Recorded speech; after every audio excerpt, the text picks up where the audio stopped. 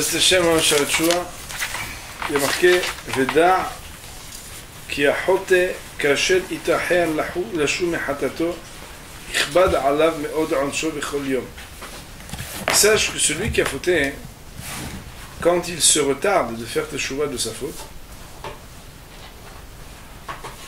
ce sera pour lui beaucoup plus lourd chaque jour qui passe de ce qui concerne la punition qu'il va recevoir.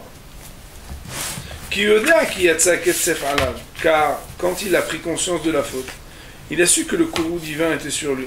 Et il sait qu'il peut faire teshuva, donc il a un refuge vers lequel il aurait pu se diriger. Et le refuge, c'est la teshuva. Alors que lui, il se maintient dans sa rébellion. Et il se trouve dans le mal qu'il a fait. Et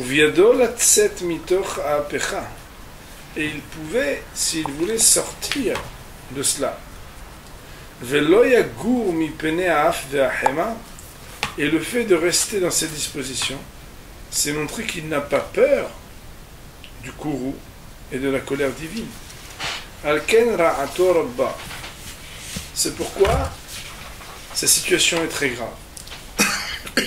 Le Rav ici nous explique que, en réalité, à partir du moment où quelqu'un il a connaissance de la tchouva et connaissance de ce que sa disposition, c'est une disposition de la avera, chaque jour qu'il attend, chaque jour qu'il se retarde, il fait quelque chose de très très grave. Pourquoi ? Parce que le fait de ne pas profiter, de ne pas utiliser ce qui s'appelle le refuge, c'est quelque chose qui va amener quelque part de maintenir une situation qui n'est pas bonne. Et le fait de se maintenir dans une situation qui n'est pas bonne, alors quelque part, c'est se comporter dans qui vient une rébellion envers Hachem. Nous dit le Rav,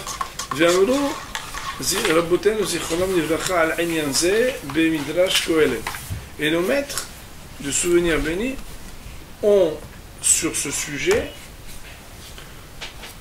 donné dans le Midrash de l'Ecclésiaste, donc Kohelet Rabbah, Machal, une parabole très connue, les quatre chez l'Istim, d'un groupe de brigands, chez Habachan Amelech Bet Asurim, qui ont été mis en prison par le roi, et ils ont creusé un tunnel, bien entendu, pour pouvoir s'enfuir. Par Tsu et Avor, ils ont ouvert et ils sont passés. Et il y en a un d'entre eux qui reste là-bas.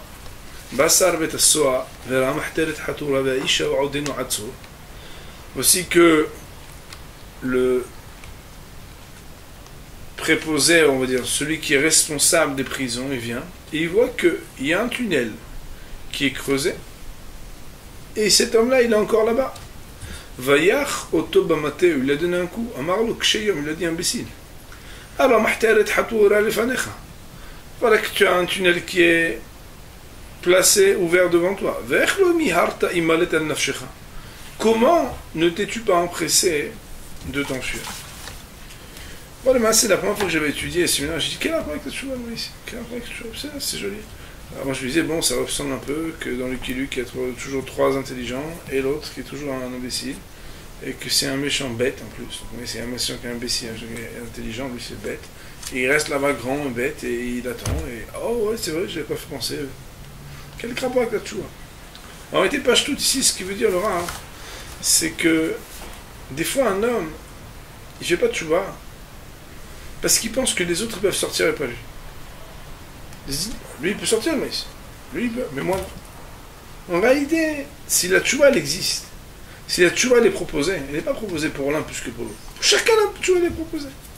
C'est-à-dire qu'en réalité, le processus de tchouva, il est ouvert comme un tunnel, il est ouvert pour tout le monde. Il n'est pas ouvert pour une personne et pas pour une autre. Qui que ce soit, quelle que soit la situation dans laquelle il est, la tchouva c'est mahteret hatoura uptuha lefanav. C'est une possibilité de sortir de là où on est. Ça veut dire qu'en réalité, dans la Avera, un homme il pense qu'il est emprisonné. Quelque part, il a l'impression qu'il est prisonnier de ce qu'il est. Et en réalité, dans la tchouva, un homme il arrive à pouvoir se détacher et se libérer de ce qui était pour lui une fatalité. Nous dit le Rav, se retarder dans la tchouva, ça peut être que des ignorants. Ça veut dire des gens qui sont loin de réfléchir, qui peuvent faire ça. Qui dorment allongés. Un jour, moi j'ai étudié, j'essaie quoi de dormir allongé. Moi je dors pas beaucoup debout, moi ici. C'est vrai, j'essaie comme ça des fois, mais ça marche pas. C'est quoi dormir allongé?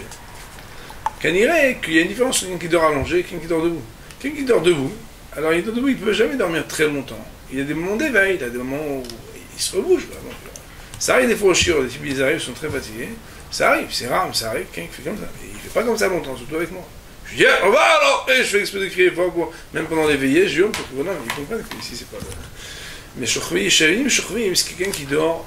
Alors lui, il s'est mis dans une position Simons, donc il est là, tranquille. Il va pas bouger pendant longtemps. Il dit, quelqu'un qui l'a amar, il ne pas prendre à cœur, prendre conscience ou réfléchir, la haine, les maïr, les imalet an nafsham, de s'enfuir et de se sauver. Mais ici, on va voir que c'est un peu plus dur quand le Rav va parler plus loin. Hein. Il va parler de l'instinct à la tchouva. Je ne sais pas si vous savez, dans le Rambam, c'est pas un sujet cette année, parce qu'on peut étudier Chotchoua maintenant. Dans le Rambam, le Minchat Chinuch et le Medayek, il déduit qu'il n'y a pas de mitzvah de tchouva pour le Rambam. Dans le Rambam, il a écrit 10 chapitres entiers qui s'appellent il Chotchoua.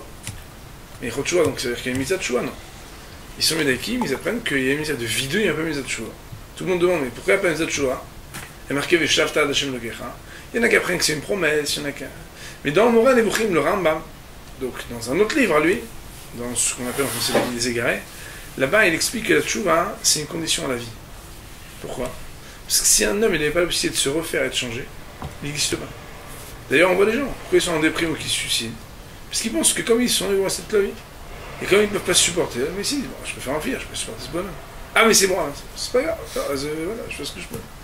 Mais en réalité, si quelqu'un il croit à la vie, ça veut dire à la possibilité de dépassement. Et je parlais avec quelqu'un, je dis mais l'existence, c'est se dépasser. C'est pas chou. Sinon quelqu'un qui pense qu'il ne peut pas se dépasser dans rien, ben, il n'existe pas. Et il pense qu'il ne va jamais grandir, ne va jamais marcher, ne va jamais conduire, ne va jamais évoluer. S'il n'y a pas même les théories des gens bizarres qui ont imaginé que tout a commencé par une explosion, ils parlent après d'évolution. C'est pas chou. Il ne peut pas partir de rien et en plus ne pas évoluer. Au moins, ils ont été maudits qu'il faut évoluer. L'évolution, c'est. Et en réalité, le Rav ici, un peu plus loin, il va dire que même un animal, il a un instinct de survie. Il n'y a pas longtemps, j'ai regardé un documentaire où on voit des animaux. C'est un truc extraordinaire. On voit l'instinct de survie des animaux. Et là-bas, on voit un crocodile qui est dans un endroit où il fait tellement chaud qu'en journée, il est obligé de se cacher sous des marécages et que dans la nuit, il ne voit pas. Et on le voit qui court, écoutez bien, entre 150 et 170 km/h sur ce bombe, comme un turbo, quoi. Entre Shkiat Achamet et ça que Chovi, c'est pas pour aller faire un Mincha Ma'ariv, parce qu'il veut faire les deux, non. C'est parce qu'il est obligé de rejoindre un marécage avec plus d'eau, parce que sinon, il a un instinct de survie, de chercher, comme il peut, de courir, parce qu'il a 20 ou 25 minutes pour pouvoir aller le plus vite possible dans un autre endroit alors qu'il n'a pas bougé toute la journée. Donc c'est assez impressionnant, ils ont filmé une chose pareille. Il y a un instinct de survie. L'homme il dit, des fois un animal, il a un instinct de survie que l'homme il n'a pas cet instinct de survie spirituel. Devant mon ravailleur. Quelqu'un n'a pas de chouva, ça veut dire quoi? C'est-à-dire qu'il ne veut pas s'en sortir. Ouais, donc tu comprends. Quoi il va? Alors vous savez qu'avant on a dit peut-être parce qu'il pense qu'il est trop emprisonné. Mais l'idée ici elle est extraordinaire. Il dit, il y en a la raison pour laquelle il reste là-dedans. Parce qu'il dit, mais attends, punir, mais non, Hachem il est gentil. Ouais, attends, le pshat pachout. Que Hachem il est mévater. Et la Gemara dit, Kol oimer, Akadosh Baruch Hu vatran, il va trouver chayav. Celui qui dit que Akadosh Baruch Hu il est vatran, sa vie elle n'a pas de valeur. Il va trouver chayav. Ah, rien n'est important. Et donc Hachem il s'en fiche de tout. Donc en réalité, toi, ta vie, elle est insignifiante. Parce que rien n'est important dans rien. Donc qu'est-ce que. Et Chachamim nous disent que la particularité d'un Tamid Chacham, c'est que si tu l'as vu faire une Avera un soir, le lendemain matin déjà, tu n'as pas besoin de te dire qu'il a encore sa Avera. Pourquoi? Qui me vadaille à sa tchouva, c'est sûr qu'il a fait tchouva. C'est-à-dire qu'un des signes de la Chokhmah, c'est d'être capable d'avoir la réactivité, de réagir. Tu as reçu un mail, tu as répondu. Tu as reçu un message, tu as répondu. Tu as fait une Avera, tu as répondu. Quand un homme il fait une faute, il doit immédiatement, selon son coefficient de Chokhmah, être capable de se corriger, être capable d'avancer dans la tchouva. On a appris dans ce petit parti que plus un homme il attend pour faire tchouva, plus la punition elle est grande. La tchouva, c'est un refuge qui est proposé à chacun. Et d'ailleurs, quand on est plusieurs, chacun il a sa avéra, mais qu'on est tous en prison, il faut savoir que quand un il fait tchouva, c'est que chacun peut faire tchouva, parce que la arteret et le tunnel il est devant lui. Quand quelqu'un il s'enfuit pas, c'est-à-dire il se réfugie pas dans la tchouva, même si cette personne-là, il est ksheyom, c'est un imbécile.